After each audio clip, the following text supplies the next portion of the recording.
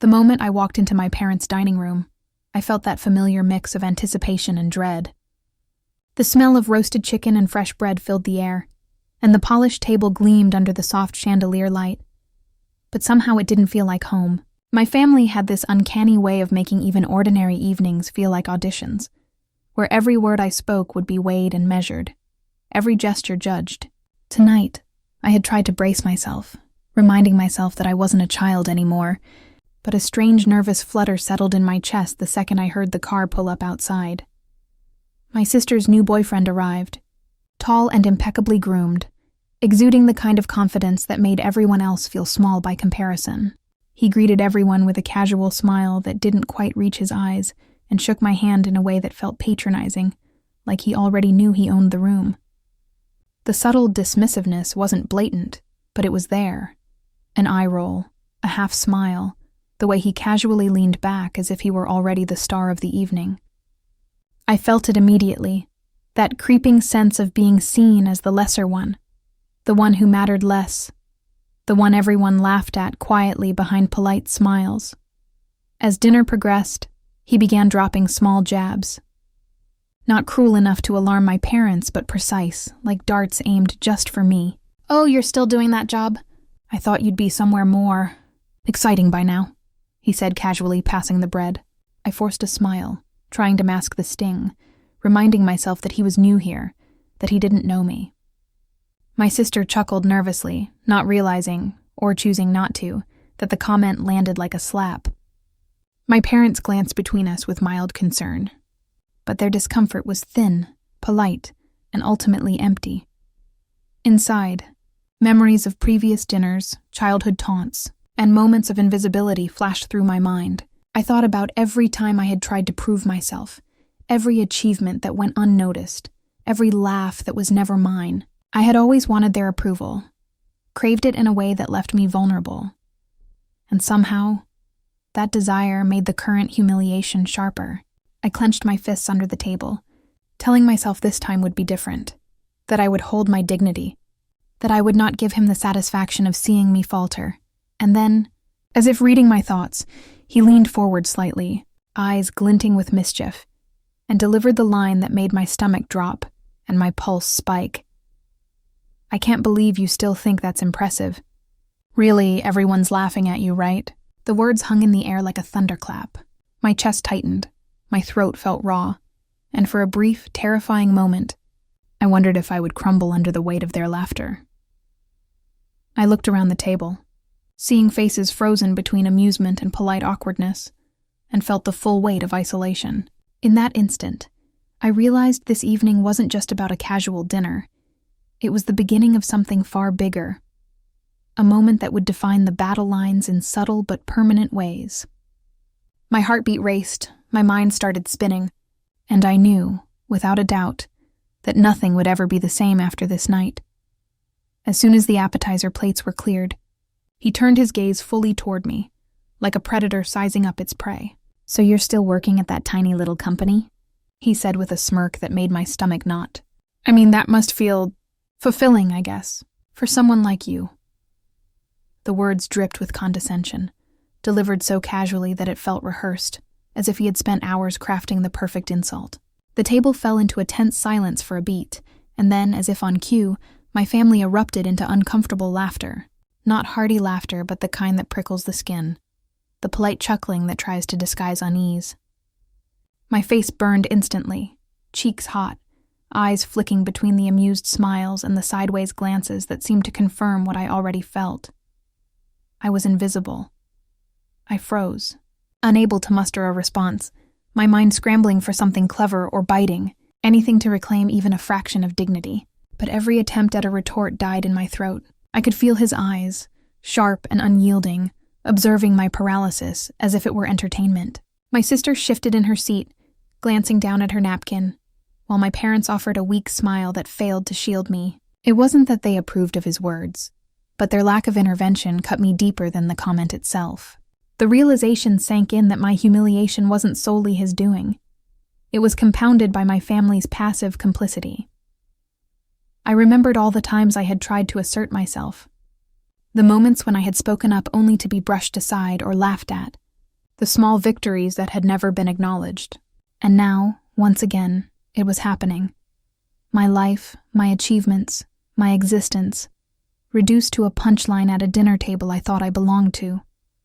Anger bubbled under the surface, a quiet simmering fire that I could barely contain. I told myself not to cry, not to lash out, not to let them see the storm inside me. Instead, I focused on the details, the glint of his watch, the way he leaned back with smug satisfaction, the faint tightening of his jaw as if he knew he had struck the perfect chord. The laughter continued, overlapping with polite murmurs from my parents, and I felt a strange detachment wash over me. I was simultaneously inside the room and outside it, observing every micro-expression, every glance, storing them away like evidence for a day that would come when the scales could finally tip. The seed of resentment planted itself in that moment, subtle but persistent, weaving into every memory of past slights, every overlooked achievement, every time I had been dismissed. I understood then that this humiliation was not an isolated incident. It was part of a pattern, and I would not forget. As the dinner progressed and conversations shifted to safe, neutral topics, I held onto the fire in my chest. I told myself that this wasn't the end, that their laughter would not define me, that the power dynamics had quietly begun to change, and in the quiet of my own mind, I repeated the thought over and over like a mantra, letting it take root and grow. They think I'm weak. They have no idea. The dinner ended, but the weight of that night didn't leave me. Plates were cleared, glasses wiped, and polite chatter resumed. But for me, every sound felt muffled, every laugh echoing like a reminder of my humiliation. I walked to the living room, letting the murmur of my family fade behind me, and sank into the corner of the sofa. My mind replayed every glance, every chuckle, every word of mockery that had been aimed at me. I felt the familiar sting of invisibility, the ache of being perpetually overlooked, and the bitter pang of envy toward my sister, whose life always seemed effortless in comparison. Perfect career, perfect partner, perfect family approval. I thought about the times I had worked quietly, stayed out of the spotlight, poured my energy into things no one acknowledged, achievements dismissed, talents ignored, contributions unnoticed. The contrast between her success and my quiet persistence pressed against my chest. FOMO crept in, subtle but insidious. The knowledge that I had always been the one left behind, the one without applause, without recognition, without validation. The dinner had only magnified the gap, exposing the invisible line between worthy and less than in my family's eyes. But beneath the bruising feelings of inadequacy, a slow, deliberate awareness began to take hold. For years I had underestimated myself just as much as they had. The skills I had honed, the knowledge I had quietly accumulated, the quiet discipline I had mastered, it all remained largely invisible to those around me. And perhaps that invisibility was my advantage. While they celebrated in obvious ways, I had been quietly gathering resources, observing patterns, understanding personalities, and discovering leverage points that no one suspected. I sat there, letting the hum of the household wash over me, and I realized that humiliation, as painful as it was, had a strange clarity to it. It illuminated weaknesses in others, revealed blind spots in the system of family hierarchy, and sharpened my awareness of what could be done if I chose to act. My sister's boyfriend had laughed, my family had looked away, but in that silence, a seed of opportunity was planted. The quiet strength that had been invisible to them all my life was beginning to awaken, ready to turn the tables in ways they could never predict. By the time I rose to leave the living room, a plan, vague and unformed but undeniably there, had started to take shape in my mind. I would not remain the punchline. I would not be invisible, and most importantly, the night's embarrassment, while searing, was only the beginning of a story they had yet to understand I was writing. The next morning, I woke with the taste of last night's humiliation still lingering, bitter and sharp. Instead of retreating further into embarrassment, I felt a quiet, almost electric resolve building inside me. I couldn't change the laughter that had echoed around that dinner table, but I could control what came next. I began observing every little detail about him, the way he walked into rooms as if he owned them, the subtle arrogance in his voice, the tiny smirks that made others shrink. Each observation was a piece of a puzzle I intended to turn against him. I started listing the patterns, how he subtly belittled others to feel superior, the way he exaggerated accomplishments, the casual disregard for anyone who didn't feed his ego. I remembered the way my family had flinched at his words but said nothing, and that silence became fuel. The desire for justice was no longer a passive wish. It had become a plan forming in quiet, deliberate stages. I pictured scenarios where his arrogance would meet its mirror, where his confidence would crumble under the weight of his own missteps, amplified by the eyes of those who once laughed at me. Status reversal danced in my mind like a tantalizing promise. For once, I would be the one holding the power, the calm architect behind a subtle reckoning. I relished the thought of redemption, not just for me, but for every slight, every ignored achievement, every time I had been dismissed as invisible or weak. I imagined him confronted, off balance, humbled, while I remained composed, quietly watching as the balance shifted in my favor. Hours passed as I rehearsed ideas in my mind, weighing consequences, predicting reactions. Every plan was small, clever, plausible, nothing overt, nothing that would make me the aggressor in their eyes. I didn't need to rush. Patience was part of the strategy. Each mental rehearsal tightened the web I was quietly weaving, each scenario sharpening my sense of timing. And then it happened. A small, almost imperceptible moment that set my pulse racing. He left his phone unattended on the kitchen counter, notifications popping up with hints of arrogance and carelessness I had been mentally cataloging. It was trivial, yet it carried the potential for exposure if leveraged correctly. My heart thudded in quiet anticipation, adrenaline tingling at the thought of finally putting observation into action. For the first time, humiliation no longer felt permanent. I had a direction, a starting point, and the knowledge that the next move could change everything. Over the next few days, I slipped into the background, watching, listening, and quietly nudging pieces into place. I invited a few friends over under the guise of a casual get-together, knowing my sister's boyfriend would boast and perform as he always did. I suggested games, conversations, and even a little friendly competition, all carefully designed to highlight his tendencies. Every comment I made, every question I asked, was calculated to bait him into revealing the arrogance I intended to expose. He laughed at my suggestions, rolling his eyes with that same smug confidence, completely unaware that the real stage was being set around him. At dinner, I casually introduced topics I knew would appeal to his ego, subtly steering discussions toward accomplishments, wealth, and influence. "Did you see the new investment my colleague made?" I asked, intentionally leaving space for him to interject.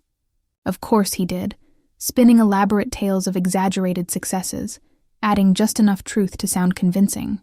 My friends leaned in, impressed, which only fueled his arrogance. I nodded politely, letting the exaggerations hang in the air, storing each statement, each smirk, and each boast in my mental archive. Family members, too, unknowingly became actors in my plan. My sister praised him lightly for decisions that weren't all his own, encouraging him to take credit while never noticing my subtle eye rolls. My parents offered compliments he didn't earn, further inflating his sense of control. Every word, every nod of agreement, built the illusion that he was untouchable, and in the corners of their smiles, their blind trust, I found the perfect leverage. I spent hours thinking about the timing of the reveal, the exact moment when his confidence would collide with reality. The contrast between him and me was striking. He, so visible and unshakable, unaware of the careful choreography surrounding him. I, silent, patient, calculating every possibility, ready to strike at the apex of his arrogance. Each conversation, each laughter-filled pause, and each seemingly casual observation became part of a larger structure, a trap built from nothing more than careful attention and restraint. By the end of the evening, I leaned back in my chair, pretending to sip my drink, while inside I felt a surge of quiet satisfaction. Everything was aligning. His hubris, my patience, the unwitting participation of everyone around us. The dinner had become more than a meal. It was the stage for a subtle but complete reversal, and the first real crack in his untouchable persona had begun to form. It happened sooner than I expected, a small slip that sent a ripple through the carefully constructed image he had built around himself. We were at a casual family brunch, a setting he assumed would be another stage to showcase his charm and superiority. As he launched into yet another story about his supposed accomplishments, I asked a simple, seemingly innocent question about a detail he had bragged about before.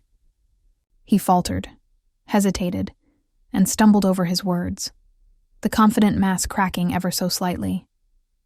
My pulse quickened, not with anxiety, but with satisfaction.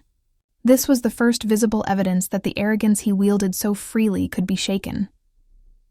I noticed the subtle shift immediately. My parents, who had once nodded politely at his boasts, now exchanged glances that carried a hint of doubt. My sister's eyebrows knitted together as she listened more closely, picking up on inconsistencies that had always been there, but had gone unchallenged. The laughter that used to follow his stories now faltered, replaced with awkward pauses. The room felt smaller, more intimate, and suddenly he was the one under scrutiny rather than the center of it. I stayed quiet, pretending to sip my coffee, letting him flounder without intervention. Inside, I felt a surge of quiet power. For once, the dynamic had shifted, and it was subtle, but undeniable. I could see the discomfort flickering in his eyes, the twitch of his jaw, the micro-expressions betraying irritation and unease. Each small failure, each hesitation, was a step toward a greater reversal I had been plotting, and witnessing it unfold naturally was intoxicating. He tried to regain control, injecting humor, deflecting, and exaggerating once more, but the damage had been done. The first crack in his untouchable facade was visible to everyone paying attention, and even he knew it. I allowed myself a small, imperceptible smile, letting the satisfaction sink in without giving him the satisfaction of knowing I noticed. This was only the beginning. The silent momentum had shifted, and for the first time, he was the one who had to measure every word, every gesture, while I observed from the calm center of the storm. I had been quietly collecting details about him for weeks, little inconsistencies, tiny boasts, and casual slips that revealed more than he intended. Tonight, at another family gathering, I finally had the chance to weave them together into something that would expose the truth. It began subtly, with a casual remark about a project he had claimed to lead. "Oh, didn't your colleague mention that the credit for that award went entirely to them?" I asked lightly, careful to keep my tone conversational. His confident smile faltered for a fraction of a second, but I let the silence stretch, letting everyone notice the hesitation. He stammered, trying to recover, but the cracks deepened. I leaned in, asking another seemingly innocent question about a minor detail he had previously exaggerated. The more he fumbled, the more the family leaned forward, curious, picking up the gaps in his story that had always existed but had gone unnoticed or unchallenged. I watched him grow increasingly flustered, beads of sweat forming at his temple, voice tight, charm slipping. The laughter this time was tinged with disbelief, eyes darting between him and me, sensing the shift in control. Inside, I felt a quiet surge of vindication. Every ounce of humiliation I had felt, every past dismissal and overlooked achievement, now had its counterpart in this moment. He had assumed invulnerability, but the truth, my knowledge, my patience, my preparation, was finally breaking through the armor he had worn so confidently. I allowed myself a small internal smile, savoring the moral satisfaction, the karmic justice unfolding before me without overt cruelty, just careful, deliberate truth. He attempted to recover with deflection, yet every lie, every exaggeration, now highlighted his flaws instead of impressing anyone. I noticed how his posture shifted, how his hands fidgeted, and how the family's focus had quietly realigned, measuring him against the standard he had set for himself. The satisfaction was deep, more profound than any victory I could claim by shouting or confronting him openly. He was unraveling in plain sight, forced to confront his arrogance and the reality that I had silently outmaneuvered him. As the evening continued, his discomfort became more pronounced, and I felt the full weight of the reversal. The careful balance of appearances had tipped, and the first real victory was mine. Justice, in its quiet, deliberate way, had begun to manifest. I knew this was only the beginning, but in that moment, with his forced smiles and faltering words, I allowed myself to feel the thrill of karmic satisfaction, confident that the next moves would bring the ultimate reckoning. After the subtle victory, I returned to my usual quiet demeanor, speaking little, nodding politely, and letting the boyfriend bask in the illusion that he had regained control. He smiled smugly, leaning back in his chair as if nothing had happened, completely unaware that I was already preparing the next stage of the reversal. Every move he made, every boast, every casual insult, I catalogued mentally, storing it for the moment when the full weight of consequence would fall upon him. He believed the storm had passed, and that overconfidence was his greatest ally. As I sat there, my thoughts drifted back to past dinners, past gatherings, moments when I had been overlooked, dismissed, and humiliated in front of the same family. I remembered the time my sister had announced her promotion while I sat quietly in the corner, clapping politely, my own achievements barely noticed. I remembered the sacrifices I had made, the late nights working, the dreams postponed to support others, all of it invisible to the people I loved most. These memories burned quietly, a reminder of how long I had been underestimated, and they strengthened the resolve I carried now. The tension in the room was almost imperceptible, yet tangible. My sister's boyfriend, sensing nothing, carried on with easy confidence, while my parents occasionally exchanged glances, subtle unease flickering across their faces. The house hummed with anticipation, though no one would have admitted it. I, however, felt it, the quiet electricity of a moment on the verge of eruption. Every subtle glance, every misstep by him, seemed amplified in my mind, a drumbeat signaling the impending storm. I stayed calm, sipping my drink, allowing the suspense to simmer. Inside, I was far from passive. The wheels were turning, every plan lining up perfectly, every opportunity sharpening. The contrast between his arrogance and my careful patience was stark, invisible to him but evident to me. I could see the tension building in small, unconscious ways, the tightening of his shoulders, the way his eyes darted to the room's edges, the subtle shifts in family focus.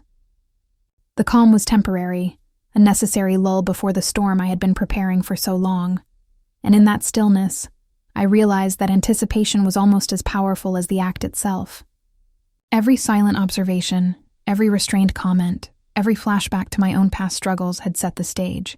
The night was ripe, and soon, everything he had taken for granted would crumble before him. The moment of reckoning was close, and I could almost feel it in the air, a tension thick enough to taste. The night of the gathering arrived, and the house buzzed with casual chatter, the kind of idle conversation that masks tension until it hits like a hammer. Everyone was present. My parents, my sister, a few close friends, and of course him, striding in with his usual confident swagger, certain that he was untouchable. I moved through the room quietly, greeting people with calm politeness, letting him think I had returned to my usual passive role. Inside, I was focused, watching, calculating the exact moment when the careful threads I had woven over weeks would come together and unravel him completely. He launched into his usual tales, boasting about successes that were only partially true, expecting the familiar nods and laughter to reinforce his ego. I let the initial stories play out, smiling politely, asking simple, innocent-seeming questions that drew out exaggerations, half-truths, and inconsistencies. Each word, each smirk, each self-aggrandizing comment was recorded in my mind. And then, at just the right moment, I leaned in casually, bringing up a memory that everyone else at the table had witnessed. The very project he had claimed to manage entirely on his own. Oh, didn't your colleague mention that the award actually went entirely to their team? I asked, letting my voice drop just enough for curiosity to ripple through the group. He froze, attempting to regain control, but the faltering expression on his face told the story before words could catch up. I pressed gently, narrating details I had quietly collected about his earlier misrepresentations, dropping them into the conversation as though I were merely sharing casual gossip. His confident smile flickered, then vanished, replaced by a tightening of his jaw and subtle shifting in his chair. The family leaned in, realization dawning on their faces, their polite expressions dissolving into astonishment. I watched as the cracks spread across his composure, seeing the first flashes of panic and frustration. "Wait, that's not how it happened," he muttered, attempting a weak deflection, but I continued, calm and collected. Every story I reminded the room of highlighted his arrogance, his exaggeration, and his complete lack of accountability. The energy in the room shifted palpably. Curiosity turning into scrutiny, amusement turning into disbelief. He tried to laugh it off nervously, but the laughter that once validated him had evaporated. My sister's eyes widened, a flicker of doubt creeping in, while my parents exchanged looks that silently said, "Finally, we see it too." Friends murmured quietly, sharing glances, piecing together the pattern of dishonesty and manipulation that I had been exposing step by step. He was cornered in plain sight, forced to confront a truth he could no longer control. Then came the moment I had been waiting for, a direct comparison between the reality he had fabricated and the subtle truths everyone had witnessed. I narrated with precision, recounting the minor but telling details he had always ignored. The late nights I had worked while he took credit, the small acts of kindness and responsibility he had dismissed, the sacrifices I had quietly made while he boasted loudly. The room was quiet now, all attention on him. His confident posture collapsed slightly, shoulders slumping, hands fidgeting, voice shaky, trying desperately to salvage pride. I allowed myself a small, internal smile, savoring the weight of the reversal, the quiet power I now wielded. This wasn't a shout, a confrontation, or an accusation. It was a surgical unmasking, and everyone could see it. The arrogance that had once seemed untouchable now looked fragile and hollow. My past invisibility, my quiet patience, and my meticulous observation had transformed into undeniable power. And the effect was intoxicating. Finally, as he stammered, attempting one last laugh that fell flat, I leaned back and let the silence stretch just long enough for the gravity to settle. The shock, the awe, the sudden recalibration of perception around the table. It was complete. Justice, subtle yet undeniable, had arrived. He had underestimated me, and the room witnessed the poetic karma unfold in real time. In that moment, I was no longer the overlooked sibling, the target of laughter. I was calm, collected, and finally recognized, my patience and restraint transforming humiliation into triumph. The following days were quiet, but the change in the air was palpable. My sister approached me first, hesitating slightly, as if testing the waters of this new dynamic. "I didn't realize. You've always been so capable," she admitted softly, her tone carrying a mix of awe and regret. It wasn't just about the incident with her boyfriend. It was about years of unnoticed efforts, small sacrifices, and quiet resilience finally being recognized. Even my parents, in subtle ways, began to treat my words with a weight they had never given before. Their glances, once dismissive, now held curiosity and respect, and for the first time, I felt fully seen. Meanwhile, he, my sister's boyfriend, was noticeably different. His confidence had been replaced by hesitance, every word measured, every gesture cautious. Friends who once admired his swagger now raised eyebrows, quietly commenting on the inconsistencies they had long ignored. The arrogance that had been his shield and weapon was gone, leaving him vulnerable, self-conscious, and aware that underestimating me had a cost far greater than he imagined. The room, the gatherings, even casual conversations carried subtle reminders of the reversal, reinforcing that status and control were never guaranteed. Inside me, a quiet satisfaction settled. This wasn't about vindictiveness or cruelty. It was about balance restored, justice served, and lessons learned. I reflected on the journey, the humiliation, the careful planning, the orchestrated reversals, and realized how much strength it had taken to remain patient and composed. The empowerment wasn't derived from exposing him alone, but from proving to myself that I could transform past pain into a force that reshaped the dynamics around me. In this new equilibrium, FOMO hovered subtly over him, over anyone who had dismissed or underestimated me. There was a newfound awareness. My calm patience, my insight, and my quiet strength were forces not to be ignored. And while he would recover over time, the lesson was clear and permanent.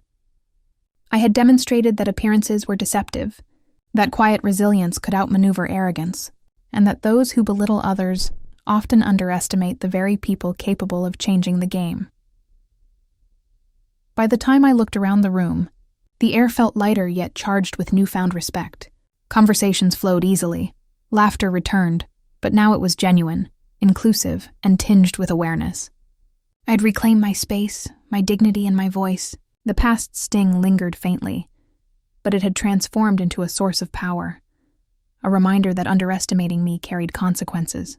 And in that realization, I found an unexpected joy, proof that patience, observation, and moral clarity could craft victories far more satisfying than revenge alone. In the quiet that followed the storm, I found myself alone in the living room, letting the events of the past week settle in my mind. The victory, though sweet, carried its own weight. Watching him falter and witnessing the subtle shifts in family dynamics had brought undeniable satisfaction, yet I couldn't ignore the cost. Relationships that had always been complicated now carried a quiet tension, a reminder that even justice comes with consequences. My sister's newfound respect felt genuine, but I knew the memory of my humiliation and the orchestrated reversals would linger beneath the surface, shaping interactions for years to come. I thought back to the dinners, the mocking comments, the long hours of preparation, and the silent patience that had allowed me to orchestrate this outcome. Each moment of humiliation had been transformed into a tool, each slight into motivation, and every overlooked effort had become a stepping stone toward empowerment. The journey had demanded restraint, observation, and meticulous planning, and in reflecting on it, I recognized the growth it had forced upon me. I had become sharper, more confident, and more attuned to the subtleties of human behavior than I had ever been before. Yet, with that growth, came awareness of the delicate balance between justice and bitterness. I could feel the lingering tension in family interactions, the unspoken acknowledgement of my rise, and the quiet discomfort it caused him.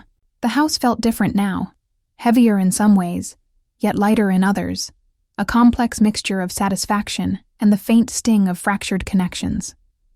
I realized that revenge, even when executed flawlessly, carries a shadow, a reminder that relationships are fragile, and that power shifts often leave traces of discomfort.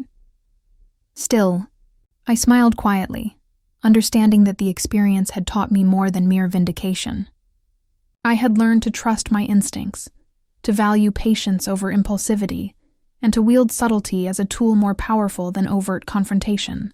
The humiliation I had endured, the careful orchestration of reversals, and the ultimate exposure of arrogance had all contributed to a version of myself that was stronger, calmer, and more resilient than I had imagined. In that moment, I felt a deep sense of emotional closure. The public takedown had been satisfying, the lessons hard-earned, and the growth undeniable. I could see the path ahead with clarity, aware of lingering tensions but confident in my ability to navigate them. Life had shifted, and I had emerged with both power and perspective, ready to move forward with dignity, insight, and the quiet knowledge that underestimating me would always carry a heavy cost. Weeks had passed since the events that had reshaped our family dynamics, and in that time I had settled into a quiet, confident rhythm. The tension that had once hovered over every gathering had softened, replaced by a cautious respect that was visible in glances, tones, and small gestures. I could see the subtle acknowledgement in my sister's smile, the thoughtful nods from my parents, and even the tentative attempts at cordiality from him. Nothing was overt, nothing flashy, but the balance had shifted, and I carried the knowledge that I was no longer invisible or underestimated. As I reflected on the journey, I felt a deep sense of empowerment. The path had not been easy. The humiliation, the planning, the patience, and the careful orchestration of each moment had tested me in ways I hadn't anticipated.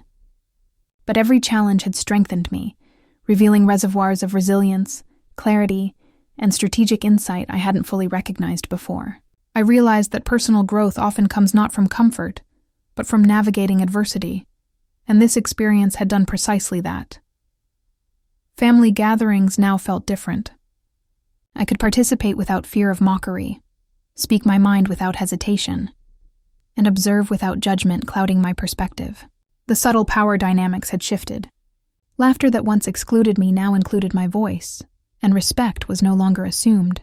It was earned and recognized. There was a quiet satisfaction in knowing that patience, intelligence, and moral clarity could transform relationships and assert influence without resorting to cruelty. Looking forward, I felt a cautious optimism. I understood that conflicts would arise, that arrogance and misunderstanding would inevitably reappear, but I also knew my capacity to navigate them had grown. I was equipped with insight, confidence, and the knowledge that underestimating me carried consequences. The story of humiliation turned empowerment had concluded, yet it left a roadmap for the future, a framework for addressing challenges with poise, strategy, and integrity. In the end, I felt a sense of moral and emotional closure. The arcs of injustice, exposure, and subtle revenge had resolved in a way that honored both my intelligence and my dignity. I was no longer the overlooked sibling, the target of ridicule. I had reclaimed my place, earned respect, and proven that resilience and strategy could overcome arrogance and deceit. The chapter had closed, but the lessons, strength, and clarity I had gained promised readiness for whatever lay ahead. By the time the evening settled into quiet conversation, I realized the full weight of what had transpired. The room was calm, ordinary even, but beneath the surface the dynamics had shifted completely. My sister's boyfriend no longer carried the air of untouchable arrogance. He spoke cautiously, aware that his previous confidence had been dismantled. My family's attention had subtly, almost imperceptibly, gravitated toward me. Not because I demanded it, but because my patience, observation, and quiet intelligence had naturally earned it. I felt a deep, unspoken power, the kind that doesn't need to be announced or displayed. I sat back, sipping my drink, watching the interactions unfold. The laughter that had once humiliated me had long since faded, replaced by cautious respect, curiosity, and acknowledgement. No one realized just how much control I held over the room, over the perceptions, over the subtle threads that now tied everyone's attention to my calm presence. The silent victory was far sweeter than any explosive confrontation. It wasn't the embarrassment of others that thrilled me, but the quiet knowledge that strategy, patience, and moral clarity had rewritten the balance of power. In that silence, I reflected on the contrast between who I had been and who I had become. The overlooked, dismissed, and underestimated sibling now commanded the room through quiet competence, rather than overt force. The karmic justice had manifested perfectly. Arrogance humbled, patience rewarded, and subtle strength recognized. I felt a sense of satisfaction deeper than revenge, a fulfillment born of integrity, intelligence, and carefully measured action. The subtle shifts in attention, the recognition in glances, the way conversations now included my voice naturally. All of it reinforced the truth I had quietly proven. Those who underestimate patience, discretion, and insight often pay the heaviest price. I had been invisible for years, but the room now reflected a new reality. Calm, strategic power could be far more impactful than loud arrogance. Every micro-expression of surprise or respect in their faces was a testament to that truth. As I finally rose to leave the gathering, I carried with me a profound sense of completion. The story of humiliation, patience, and eventual triumph had concluded, yet its echoes lingered in the minds of everyone present. I had achieved what so many think impossible. I had transformed weakness into strength, invisibility into influence, and silent observation into ultimate power. The victory was mine, quiet but undeniable, and the lesson clear. Never underestimate the one who waits, watches, and strikes with precision.